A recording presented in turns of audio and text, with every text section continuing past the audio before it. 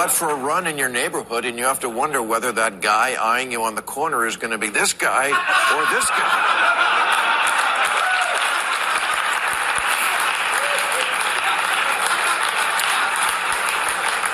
We have a new thing in L.A. called follow home robberies, where gang members stake out nice restaurants and then follow home the people who leave inexpensive cars and force their way into their houses. That's why Paris Hilton now drives a 2009 PT Cruiser and eats at Sbarro.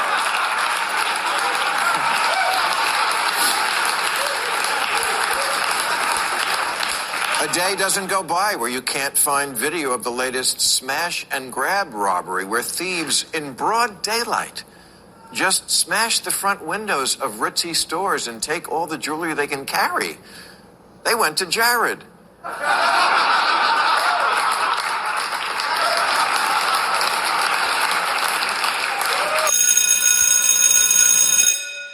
Good morning. It's Saturday, Adventure Saturday, August the 19th, and this is The True Conservative. Welcome to all the butchers, bakers, and candlestick makers out there. I'm Ron, your host, and the only true conservative in the United States today. So today, after the Serenity Prayer and the patriotic song of the day, we will have no free lunch, the rape of the mind, and chapter 1 of the new book, Enemies of My Country.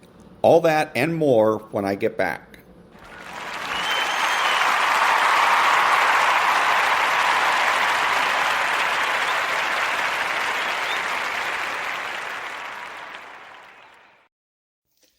God, grant me the serenity to accept the things I cannot change, the courage to change the things I can, and the wisdom to know the difference.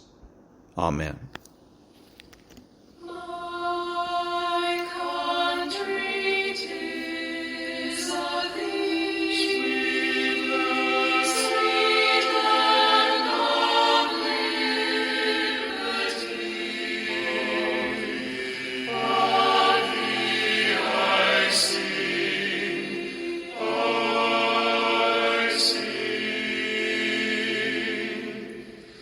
Land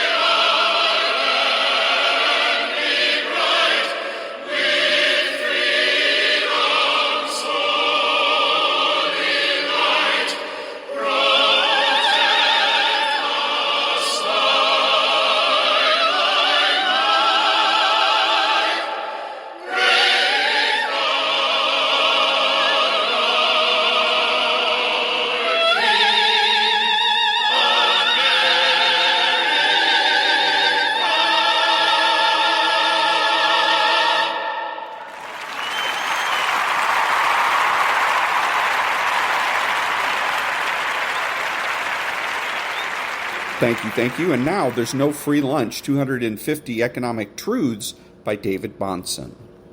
What's the nature of value? I observe that value is nothing inherent in goods and that it is not a property of goods. But neither is value an independent thing.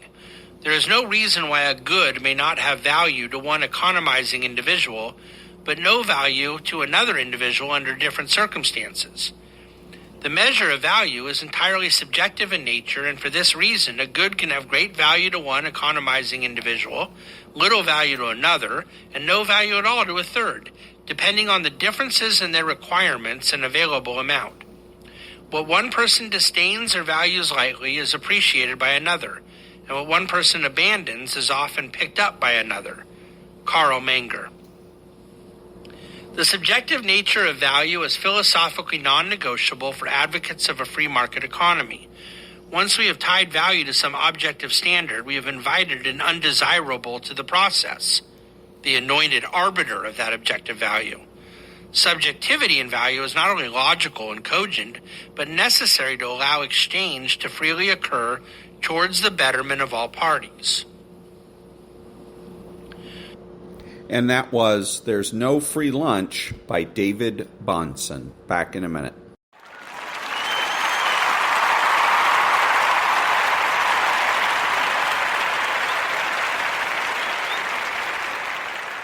Thank you. The number one reason why right-thinking Democrats, Blue Dog Democrats, Kennedy Democrats should become Republicans is because the Democrat Party no longer cares about you.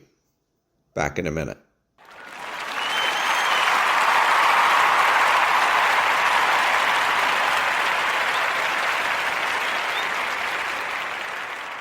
Thank you. So who is the true conservative? He is the person that has the courage of his convictions and is confident in what he knows. He is the person that understands that culture trumps politics. He's not selfish, but minds his own business. He does not go looking for trouble. He is alert. He curbs his curiosity, and he acts like an adult. He is patriotic and uses common sense. He is judgmental and moralizes. He refuses to speculate, speaks clearly and definitively, and is not afraid to say no. He's open-minded, asking why, rather than why not. He is consistent, credible, and influential, not ashamed of his existence, unafraid to learn or correct his mistakes. He is a normal American, and he is better than the socialist. He's a better friend, father, brother, family member, and a better person, period. You have to know that being a true conservative is best, or you are wasting your time. Back in a minute.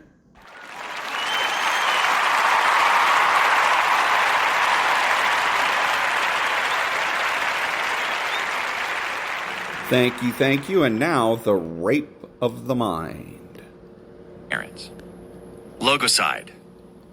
Byfield points out in his pamphlet on logocide that words are commonly used as instruments of social revolution. Politicians seeking power must coin new labels and new words with emotional appeal, while allowing the same old practices and institutions to continue as before. The trick is to replace a disagreeable image, though the substance remains the same. The totalitarians consequently have to fabricate a hate language in order to stir up the mass emotions. We all have experienced how the word peace doesn't mean peace anymore. It has become a propagandistic device to appease the masses and to disguise aggression. The verbocracy in totalitarian thinking and the official verbosity of demagogues serves to disturb and suffocate the free minds of citizens. We can say that verbocracy turns them into what psychology calls symbol agnostics, people capable only of imitation and capable of the inquisitive sense of objectivity and perspective that leads to questioning and understanding, and the formation of individual ideas and ideals.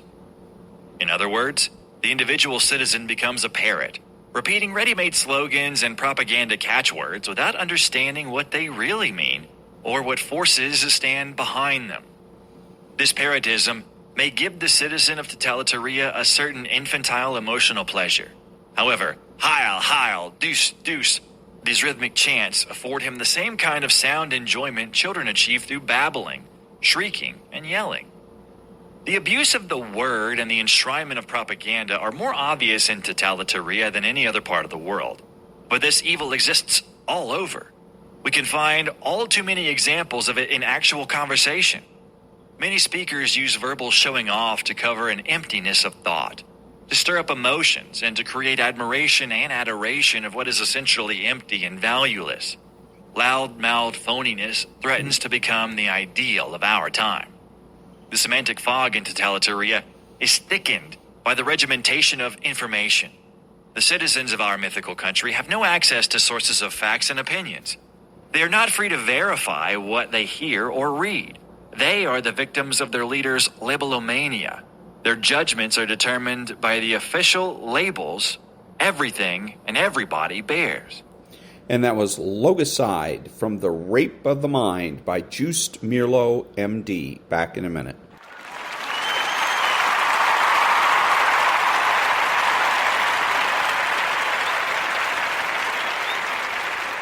Thank you. And now, Chapter 1 of The Enemies of My Country. It's a new adventure novel by Jason-Kasper. 1. Northwestern Syria. The Syrian horizon had gone from black to coral with the onset of daybreak, and now that the sun was beginning to lift skyward, it settled on a flame-orange glow.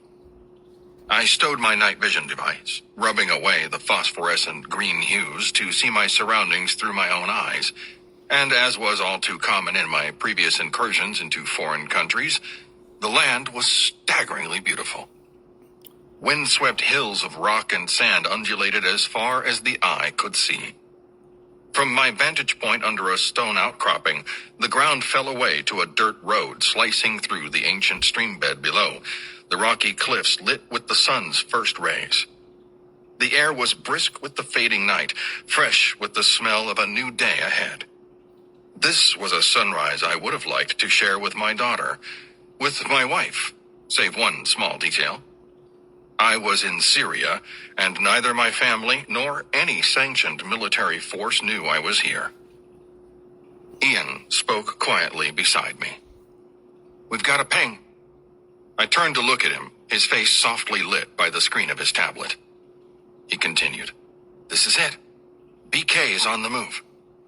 I released one hand from the grip of my HK-47, a heavy assault rifle chambered in 7.62 millimeter. Normally, I preferred working up close with a smaller caliber, but today's target called for longer range, greater penetration, and increased stopping power. Keying my radio switch, I transmitted to the rest of my team. Net call. BK has departed. ETA to kill zone, 6 minutes. Cancer. Stand by for visual." Cancer watched the world beyond his crosshairs, a crystal image of the village in the foothills to the west, and offset his reticle from a building just under 2 kilometers from his position. He wouldn't be shooting that far today. Not that he couldn't. The sniper rifle tucked against his shoulder was the Barrett M107, a 30-pound beast of a weapon that had been beyond cumbersome to haul up the rocky slopes to his current position. But now that he'd reached his perch and was currently sweltering inside his ghillie suit, he had the ability to deliver a 50 caliber round into anything within a 1-mile radius. Cancer focused on a faraway single-story building, letting his eyes tick to the dirt road emerging from behind it. For now, all he needed to do was report the make and model of any vehicles headed outbound on the road that snaked through the rocky canyons. Then, when Ian had positively matched the trace of their target's cell phone to the vehicle in question, Cancer would have a few minutes to reposition himself with a line of sight to the kill zone. And once the vehicle entered that kill zone, Cancer thought with a grin, he'd be able to unleash torrential hellfire. Auto glass, human torsos, engine blocks, nothing was a fair match for the Barrett. Cancer's grin faded with his first glance of a vehicle leaving the village. He watched for a split second of disbelief before keying his radio to transmit in his Jersey accent. "I've got eyes on. ETA 5 minutes to kill zone, and we've got a problem." The apprehension in Cancer's voice made me uneasy. What's the problem?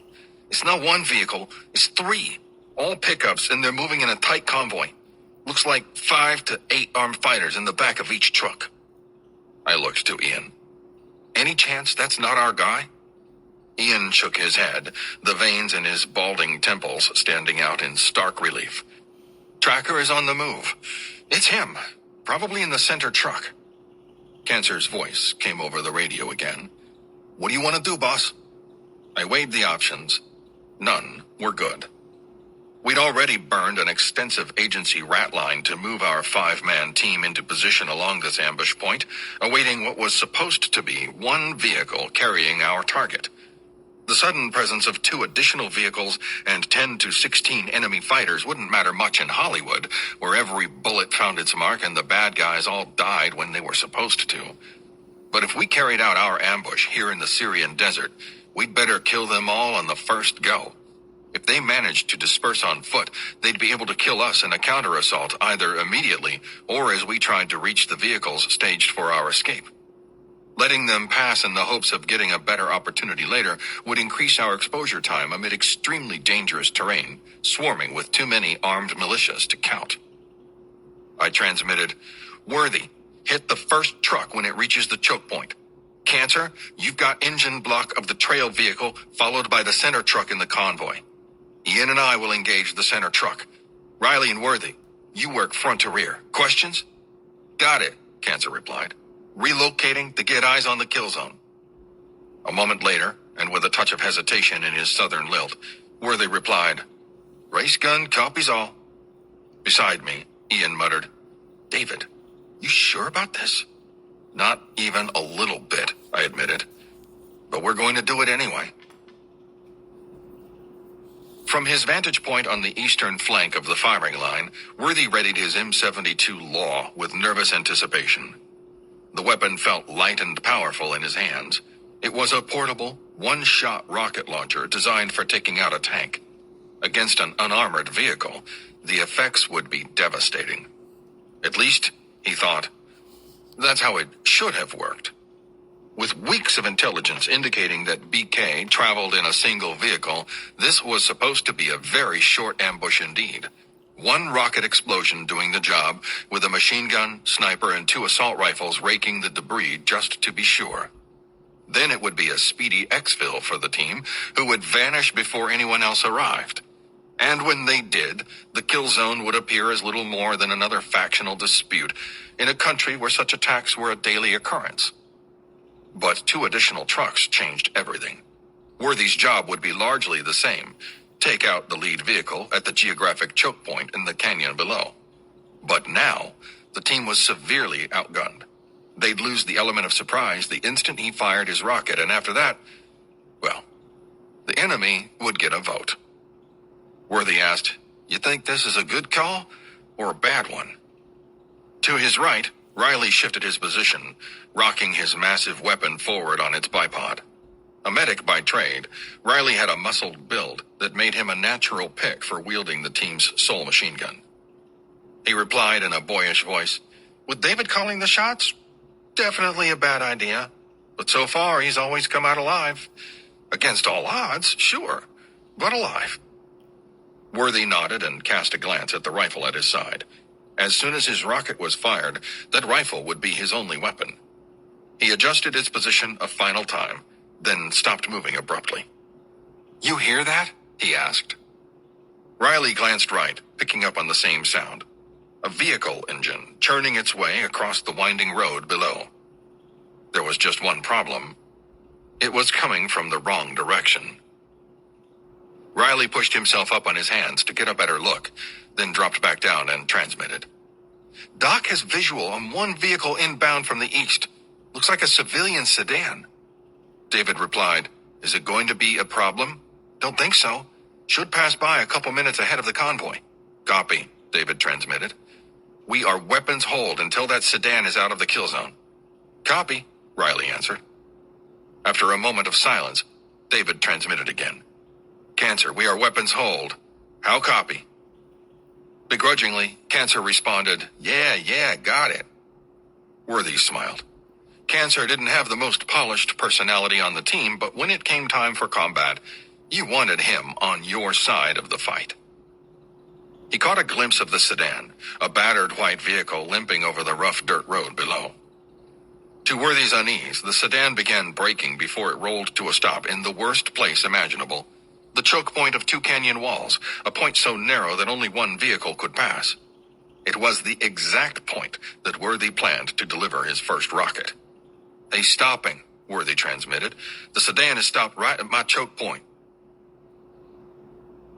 I cursed under my breath. "Did he see us?" I asked. "Negative. Must have engine trouble. He's opening the hood." Beside me, Ian transmitted for everyone to hear, "ETA, 2 minutes." Cancer responded quickly, "Perfect. We wanted a choke point. Now it's guaranteed." "Negative," I replied. "We are weapons hold. If that convoy stops at the choke point, the guys in the back will pull security and spot us. Then we're fucked. We're not getting a civilian killed in the crossfire. If we're compromised, we break contact and exfil." Cancer made no effort to conceal his irritation. "Think about this, man. It's going to be self-defense, and we don't have the manpower to fight them off. We're weapons hold. That's final." I released the radio switch, a sense of foreboding taking hold in my gut. As was too often the case in combat, there were no good options. Anything you did or failed to do could pair with some absurdity of chance in the ensuing chaos and turn out to be either your destruction or your salvation. To my eternal relief, Riley transmitted, "Sedan driver has closed his hood and is continuing movement. Clear of the kill zone." Ian followed this up with, "1 minute out." Keying my radio, I spoke quickly. "Copy all. Ambush is a go. We are weapons hot. Race gun, you have control to initiate." Worthy and Cancer confirmed the order, and I nodded to Ian. "Let's go." Grabbing our rifles, we high-crawled over the exposed rock to take up firing positions on the dirt road below. The kill zone was selected for its location between curves, thus ensuring the slowest possible rate of travel, and for the choke point in the canyon walls, where any coherent defense from an elevated attack would be difficult, if not impossible. Drawing the rifle stock against my shoulder, I leveled my aim toward the kill zone and listened to the rumble of the approaching convoy. I whispered to Ian, "You good?" "Yeah." He sounded assured, though what he actually felt in that moment, I had no idea. Ian's specialty was intelligence, not gunslinging, and while I was glad to have him around when his electronic gadgets were required, in the back of my mind he was a tactical liability. I dismissed the thought as the first pickup came into view, bearing black Islamic State flags. 6 armed men sat in the back. The second truck was just barely visible as the first approached the choke point, and with a sense of dread I heard the men begin shouting to each other. Someone had seen something, and the men were struggling to hoist their weapons upward when I heard a loud explosion. Worthy's rocket firing from the high ground to my right. I opened fire on the center vehicle, trying to hit the driver through the roof. My gunfire was dwarfed by Riley's machine gun unleashing a rapid staccato burst, punctuated by the deep booming of Cancer's sniper rifle. Amid the melee, Worthy's rocket found its mark. The deafening thunderclap of the lead vehicle exploding brought with it an enormous sand cloud that momentarily erased all 3 trucks from view. I continued pumping rounds into the cloud as fast as I could fire, hearing that all of my teammates were doing the same. In the ideal situation, the lead truck would be immobilized at the choke point, but suddenly I saw it bowling forward from the dust and smoke, propelled by the center vehicle, now ramming it out of the way. I desperately adjusted my point of aim to open fire, knowing that my teammates were likewise trying to disable the truck before it could escape. But the canyon road's tight turns resulted in limited sectors of fire, and the lone surviving truck soon careened out of sight. "Ian," I shouted, "what do we got?" He was already consulting his tablet to see if the signal from our target's cell phone was stationary or, better yet, destroyed completely. After a few moments, his eyes met mine. "It's on the move. BK made it out." I keyed my radio. "Cease fire! Cease fire! Cease fire!" The chatter of assault rifle and machine gun fire went quiet, and I continued. "BK is on the move. Haul ass to our trucks. We're going to interdict him on the road." Cancer ran down the hillside, his footfalls displacing crumbling chunks of shale. He felt ridiculous in his ghillie suit, the sand-colored strips of burlap trapping his body heat, while giving the appearance of a highly flammable human bush scrambling downhill. Then there was his sniper rifle, which had been fantastic for destroying the rear vehicle's engine block before Worthy's rocket turned the kill zone into a whitewash of smoke and sand. Now, the Barrett 50 cal in his grasp was little more than a 5-foot-long, 30-pound burden threatening to topple him over as he ran toward his team's 2 vehicles at the bottom of the hill. Once they'd gotten into position for the ambush, those vehicles were to serve one and only one purpose: to speed them into their pickup point along the agency rat line, where they'd be whisked out of the country before any coherent search effort could mobilize to find them. There was nothing in the mission description about terrassing around Syria, however briefly, in the hunt for an escaped vehicle with their target inside. Still, he could see the logic. There was an overland route by which they could intercept the curving canyon road as it emerged onto flat ground, and perhaps a brief diversion was in order to make it there. If the team arrived quickly enough, they could smoke the target vehicle in a hasty ambush. The question was whether they could make it there before their target slipped away for good. Nearing the bottom of the hill, Cancer caught sight of one of his team vehicles ripping east across the desert. Not until he'd threaded his way between boulders at the base of the hill did he see the second, a sand-covered SUV idling with Ian at the wheel. Cancer yanked the rear door open, angling his massive sniper rifle inside without banging the scope out of alignment. He'd barely felt the seat beneath him before Ian floored the gas, causing the door to slam shut as they gained speed over the desert. David turned around in the passenger seat and fixed Cancer with an accusatory glare. "What took you so long?" Riley braced himself in the pickup bed, doing his best to remain standing. Trying to hold his machine gun stationary on the roof of the cab was like trying to use chopsticks while riding on a rodeo bull. The truck pitched and bounced over the rolling terrain, causing the machine gun bipod to carve across the roof in ear-piercing metallic screeches as Riley fought to stay upright, much less keep the big gun pointed forward. The ammo presented an additional complication. For the ambush, Riley had been able to neatly S-fold his ammunition belt in advance. Now, he had to control an ammo bag while keeping the belt angled evenly into the gun, all while trying not to die as Worthy sped them forward. Ian transmitted, "Looks like Big K is exiting the canyon. We should have eyes on any second now." Riley scanned the foothills to their front, catching sight of the target vehicle as it emerged a moment later. It was already speeding out of the canyon, perhaps 300 meters distant, and gaining ground fast on the mostly level dirt road. He couldn't tell at a glance if any living men at least, were in the back, but the pickup itself looked like it had just driven smoking out of some fresh hell. Its front half was coated in black ash and marked by shattered windows. Its Islamic State flags flapped in tatters. Astonishingly, there were survivors in the truck bed. Riley knew this from the sparking muzzle flashes opening fire toward him. Grabbing one leg of the bipod to steady it on the roof of the cab, Riley took aim and loosed a long burst at the truck. The orange streaks of his tracer rounds, interspersed with ball ammunition, arced toward the pickup, his first burst landing short as Riley struggled to adjust his fire. By the third burst, he was dropping rounds with general accuracy, the bullets kicking up clouds of sand around the pickup and sparking off the cab as enemy fire continued.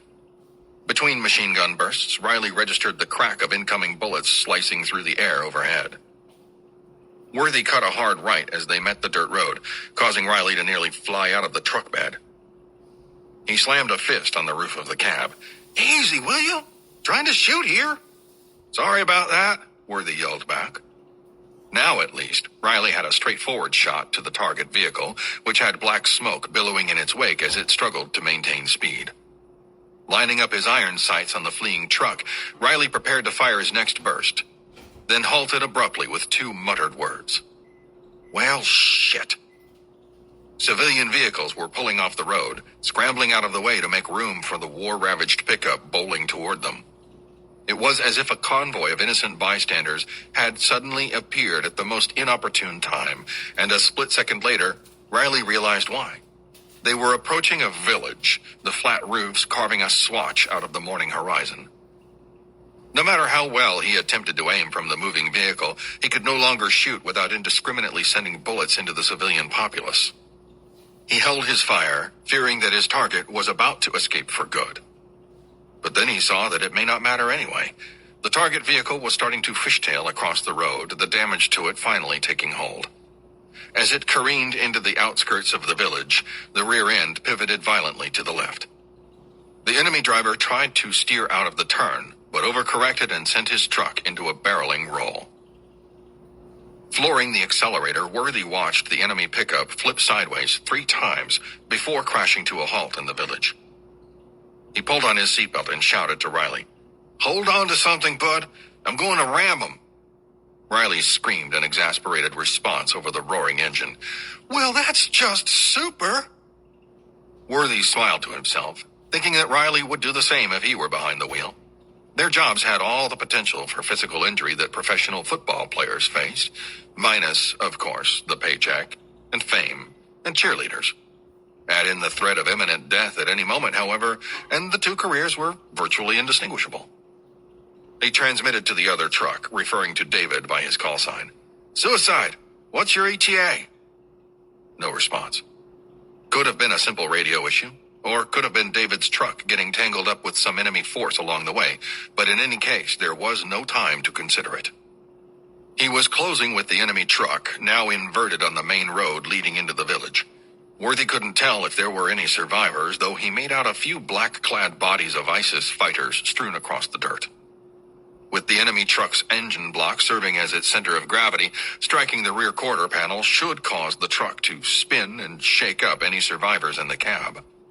All Worthy needed was a few seconds to dismount and light up his target in the passenger seat, gaining his team a confirmed jackpot and getting the hell out of Dodge before enemy reinforcements could arrive.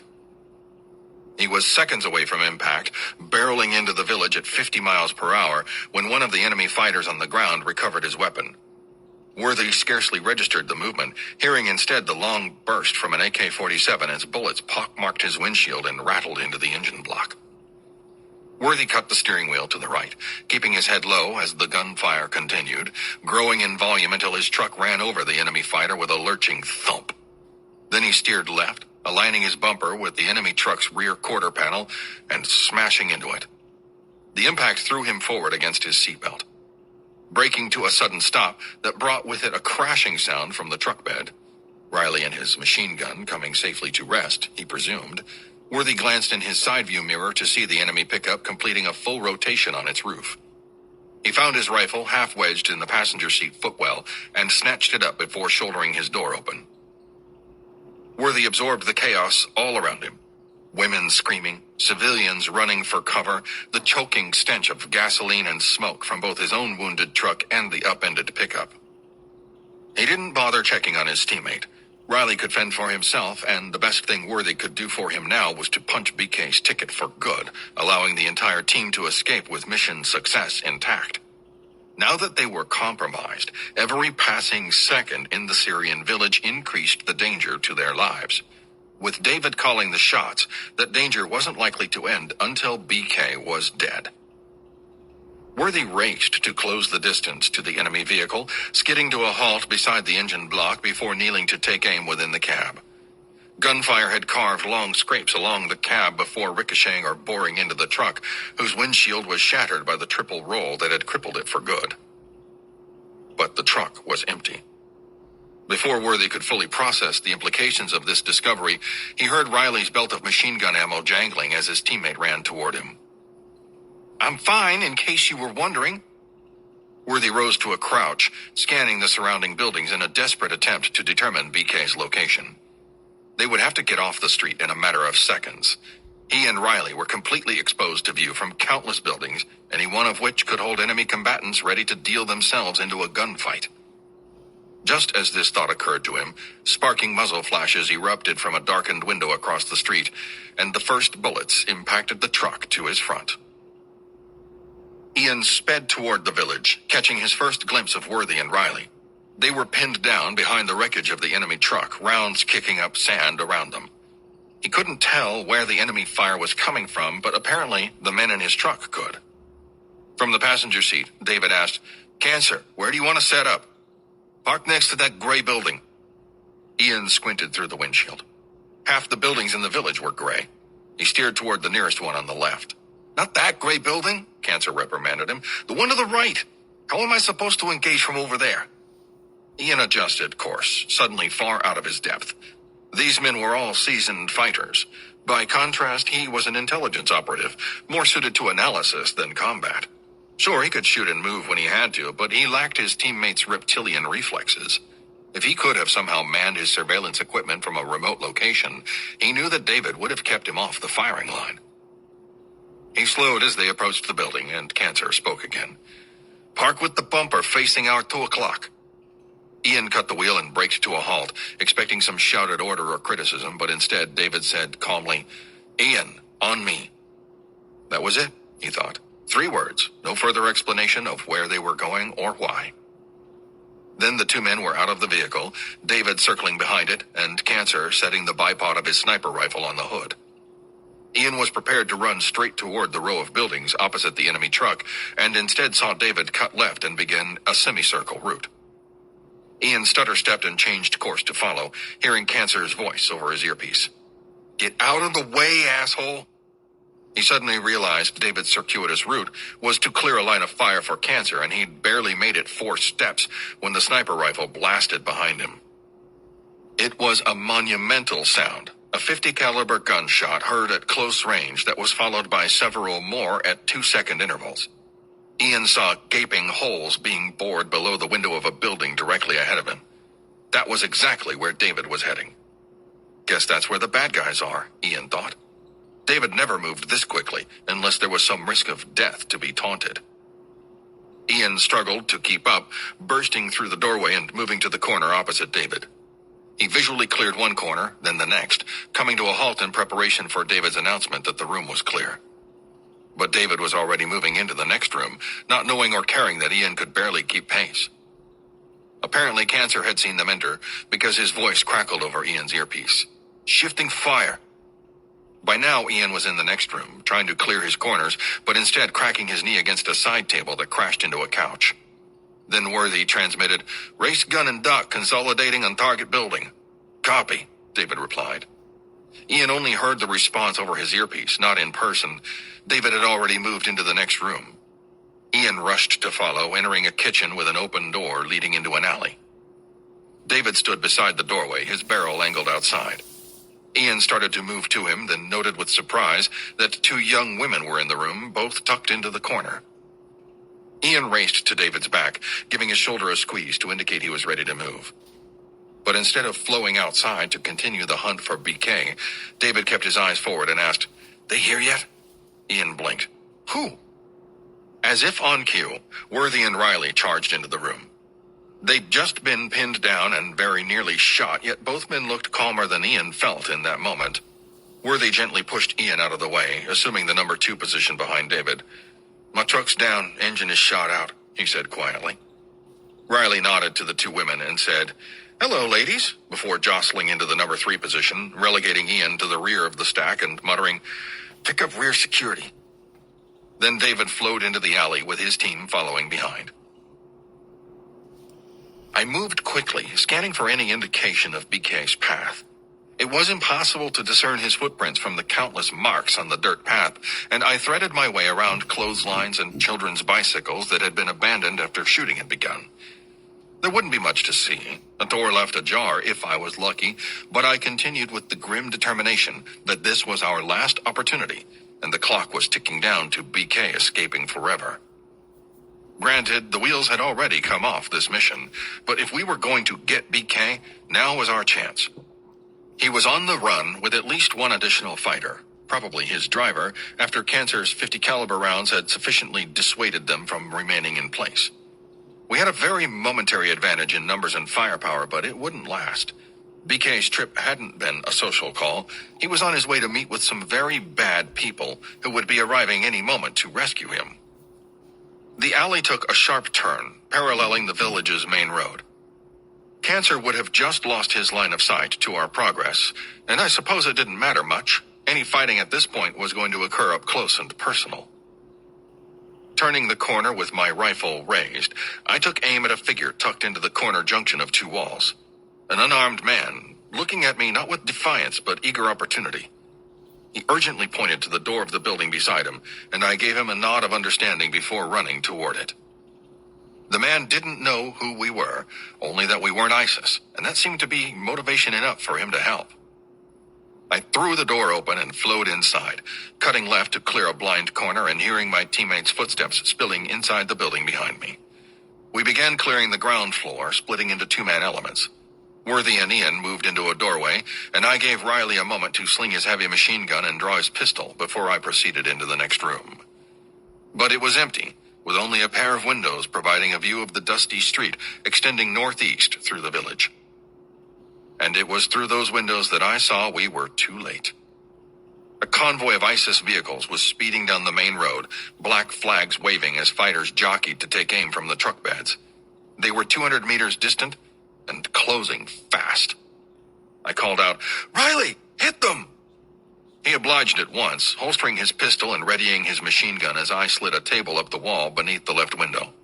Taking his ammo bag, I waited for him to set his bipod atop the table before linking the short, free-hanging belt of ammunition in his machine gun to the S-folded ammo belt inside the bag. As soon as I said the word, "linked," Riley opened fire. His opening salvo decimated the window pane, with his successive bursts lacing into the convoy's lead vehicle. The trucks screeched to a halt, the second and third vehicles flanking the first as men scrambled out to return fire. Our radio earpieces had a decibel cutoff to serve as hearing protection, but the tremendous blasts of the machine gun cycling inside a confined space were jaw-rattling nonetheless. Riley took hold of the ammo belt with one hand, continuing to fire in short bursts to conserve his dwindling supply. I transmitted, "Cavalry has arrived. Set up local support by fire to hold them off. Cancer, get the truck ready and stand by for an emergency exfil." "Copy," Cancer replied. Moving to the opposite window, I assessed the situation. My first glimpse told me everything I needed to know. The enemy fighters weren't the most highly trained opponents, but with their numerical advantage, that didn't matter much. There were 5 trucks that I could see, and the ISIS fighters were firing indiscriminately into the village. They didn't know exactly where we were, not advancing and not needing to. They weren't coming for us, not yet. They were instead laying down a wall of lead to allow BK to make his way to them. I took aim and found my first target, a rifleman shooting from behind an open truck door. Before I could squeeze off my first shots, a trio of rounds stitched across his collarbone and face. Judging by the accuracy, Worthy had just wiped him off the battlefield. Swinging my rifle to the right, I fired 4 bullets at another fighter, tagging him with at least one round that caused him to drop out of sight. I aimed at the next visible ISIS combatant, who was standing in the open, and paid for it with 2 bullets to the chest. There was little we could do now but hold our positions and keep the enemy at bay until Cancer was ready to speed us to safety. Maybe, if we were lucky, we could get a clean shot at BK as he made his way to the trucks. A shrill scream outside the window cut my thoughts short, and I adjusted my position to locate the source. She was a girl of 8 or 9, now crouched behind the insubstantial cover provided by a pile of mud bricks on the opposite side of the street, remnants of some half-remembered repair project that had probably been abandoned at the start of the Civil War. Now the bullets were kicking up sand around her, impacting the bricks to her front and the wall to her side. It was a matter of time before she got struck by a direct hit or a ricochet. The sight of her seemed to suck all the oxygen from my surroundings. Whether I liked it or not, the tactical situation faded completely from my mind. Here was a girl not much older than my own daughter, and I'd placed her in danger. If I didn't do something fast, she'd die because of me. I was moving for the door before I consciously realized what I was doing, priming for the fastest run of my life. The morning sunshine beyond the doorway was dim behind the sandy clouds kicked up by bullet impacts, and with a final breath I charged into the open. There is a certain surreal quality imparted by racing through a hail of enemy gunfire. As my legs pumped in an adrenaline-fueled sprint, my peripheral vision registered the bullet impacts on the dirt road, on the brick and cinder block buildings around me. The little girl watched my approach, screaming words I couldn't register above the noise and sobbing with terror. I heard the sharp paper-tearing sounds of bullets passing by, released my rifle with one hand and fell backward into a baseball slide for the remaining few feet between us. Skidding to a stop on my back, I wrapped my open arms around her chest, hoisted her tight against my side, and rose to a crouch. The remaining distance to the nearest building corner was only 4 meters or so, but the few footfalls it took me to get there seemed to take an eternity. I darted for the corner and a narrow alleyway beyond it. The last thing I saw before reaching it was a bullet strike the tan wall, an impact that fired a spray of sand and debris into my eyes. Then my vision was gone, eyes stinging as I proceeded into the alley by memory alone. I threw my back against the wall, hearing the staccato pops of gunfire continuing beside me. The girl was safe now. I tried to set her down, but it was no use. She clung to my side with animal ferocity, refusing to let go. I wiped the back of my hand across my eyes until I could make out the foggy, unfocused expanse of alley before me, then found the nearest door and kicked it open. She was still sobbing as I carried her inside to safety, perhaps uncertain whether she'd been rescued or kidnapped, and in the war-torn hellhole this nation had become, I couldn't blame her. "It's okay," I said, aiming for a reassuring tone, only to be met with a sense of sheer absurdity.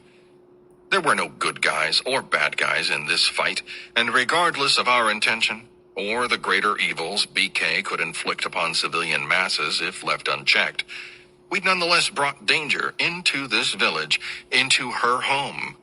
If I was looking for gratitude, I wasn't going to get it from her. I tried to set her down again, to get back into the fight unencumbered, but she continued clinging to me with savage intensity, apparently deciding that in this moment I represented the lesser of two evils. I couldn't blame her for that assumption, and struggled to the nearest window to appraise the situation. The convoy hadn't moved, though the fighters had dispersed to the surrounding structures to hold their line. I scanned the buildings across the street, trying to determine whether the fighters had begun advancing on us, when I caught a sudden flash of movement.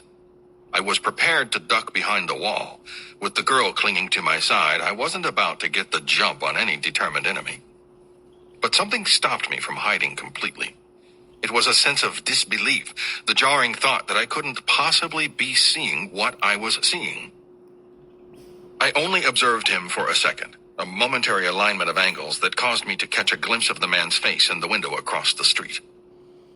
For a fleeting moment, we locked eyes. Here was my target, the man I'd been sent to kill. We referred to him as BK, but his real name was Bari Khan, and the face that met mine was not Arab, but Chinese. A Uyghur dissident he'd found not-so-strange bedfellows in ISIS, with many of the same goals and enemies. Bari Khan's face was covered in dust and glistening blood, but his eyes were strangely unemotional, coolly in control.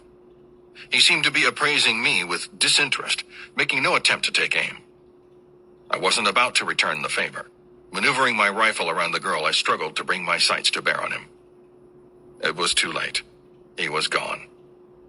That was it. I knew at once. My team was stretched too thin to pursue any further. Had in fact been stretched too thin to begin pursuing after the ambush failed to kill him. Our survival streak would end if we pushed our luck any further. Moments later, the incoming gunfire abated almost completely as a group of enemy trucks whipped wild U-turns in the street, accelerating out of the village as my team continued firing at them.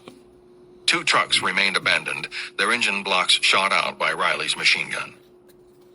Bari Khan was gone, this time for good, and his departure spelled something worse for our team. ISIS wasn't going to let our presence remain uncontested, and regardless of where they were taking the terrorist leader we'd been sent to kill, I knew at once that a larger opposition force was on its way to kill us. I transmitted, "Cancer, they're gone. Need you to bring up the truck ASAP to get us out of here. Come up the main road until you see us." He responded with one word, "Moving." Before I could attempt to pry the little girl off my side, Riley transmitted, "Suicide, you need support?" "Negative. Just flag down Cancer and I'll meet you at the truck." Then I heard running footsteps approaching and immediately regretted my declaration to move alone. Whoever was coming toward me was doing so in a hurry, and it was too late to request help without him hearing me, And with confrontation imminent, and the little girl still clinging to me like a spider monkey, my only advantage was the element of surprise.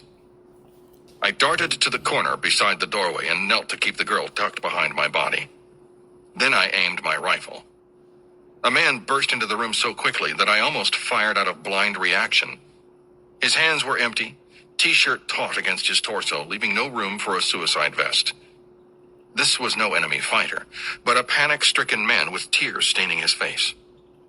Her father. The man's eyes were wide, uncomprehending of the terror around him. He'd probably struggled to survive amid the endless bloodshed of the Syrian civil war, only to find a group of armed men doing battle at his doorstep through no fault of his own. He was just trying to safeguard his family the best he could, the same as I would have in his situation. The difference between us was little more than our place of birth. I lowered my rifle and stood to hand him the child. She immediately clung to him, and as the man's eyes met mine with impossible gratitude, I gave him a silent nod. Arabic wasn't my specialty. To my surprise, he addressed me in English. "Thank you." I felt a goofy half grin spread across my face as the dim euphoria of recognition set in.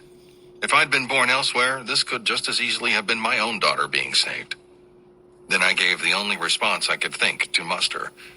"You're welcome." I only had a moment to study his long, thin face and well-trimmed beard.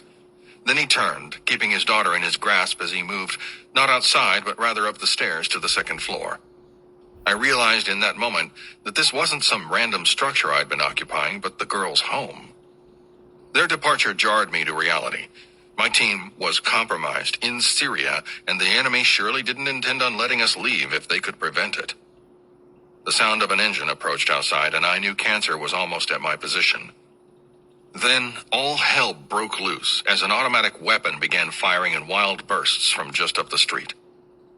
I looked outside to find the source and saw that the only possible location was from behind a partially finished cinder block wall jutting out from a building. Whoever this remaining enemy was, he was blasting rounds in our direction, shooting up the sides of buildings and shattering windows. I transmitted, "Doc, can you drop that wall?" "Negative, I'm black on ammo. Anyone else got a shot?" Worthy answered, "No, we can't see him from here." The remaining fighter was firing wildly while screaming in Arabic. He'd either not heard the order to withdraw, decided to ignore it, or had been sent to cover BK's withdrawal. The circumstances mattered precious little to us at present. He was shooting at us, and we couldn't flee the scene until he was dealt with. A single errant bullet at this point could disable our lone remaining truck, and I didn't want to test our odds with a commandeered local vehicle. I also didn't want to take the time to maneuver forward until we could get a clear shot, not when there was a much quicker option available. "Cancer," I transmitted. "We need you to get him. We'll cover you. He's behind the cinder block wall to your front." He didn't respond. Instead, I saw his tan SUV roll to a stop at the side of the road before he got out, hoisting his heavy sniper rifle and shaking his head in irritation. He marched angrily toward the cinder block wall, where the single entrenched fighter was still firing upward. Cancer's massive sniper rifle was intended for mile-long shots, not working up close and personal. But in the current situation, it was the best tool for the job. Cancer moved along the wall, following the sound of gunfire on the other side. When he came abreast of the noise, he stopped, knelt, and strained to lift the enormous Barrett until its muzzle was level with the cinder block surface. Then he fired a single shot, a deafening boom, whose blast sent an enormous cloud of sand dust washing over him. The bullet ejected a spray of concrete out the other side of the wall, bowling the enemy fighter over in a whirling froth of blood and bone fragments that painted the ground red. I transmitted, "You got him." Cancer's voice shot back over my earpiece. "No shit." I shrugged and keyed my radio again. "Consolidate on the truck. Let's get out of here while we can." I ran toward the SUV, now idling with Ian at the wheel. Sliding onto the passenger seat, I turned to my team as Ian wheeled around and accelerated out of the village. Worthy had piled into the storage space in the back of the SUV, and Riley and Cancer fought to maneuver their giant weapons in the back seat. Combat always looked so cool in the movies, but the current dogpile reflected the reality we'd all experienced before. Real war was an unglamorous, messy process of improvisation, and it would either claim your life or leave scars, both physical and psychological. I transmitted over my command frequency. Paradise 7-1, this is Suicide Actual. Send your traffic. We are no joy. Require emergency exfiltration time now. Long seconds elapsed before the response, the pause serving as an audible reminder of the collective disappointment from our mission failure. Copy. Assets are standing by at the link-up point. I moved my hand away from the radio switch, suddenly feeling like I'd run the 100-yard dash while holding my breath. As soon as the adrenaline of battle faded, the body prioritized everything denied to it during the fight. Water, oxygen, rest. Ian looked over at me from the driver's seat. David, you think we'll ever get another shot at this guy? I adjusted the rifle between my legs, barrel pointed down to the floor. Swallowing against a dry throat, I replied, I don't know. It was a good question, of course. The CIA had sent us after Bari Khan for a reason, and now he was on the loose with the full knowledge that he'd been located by men who were trying to kill him. He was about to go into hiding, and there was no telling if he'd surface again before an untold number of civilians paid the ultimate price. But I knew one thing for certain. If the agency succeeded in locating Bari Khan again, then my team sure as hell wasn't going to fail a second time. And that was Chapter 1 of The Enemies of My Country by Jason-Kasper. Back in a minute.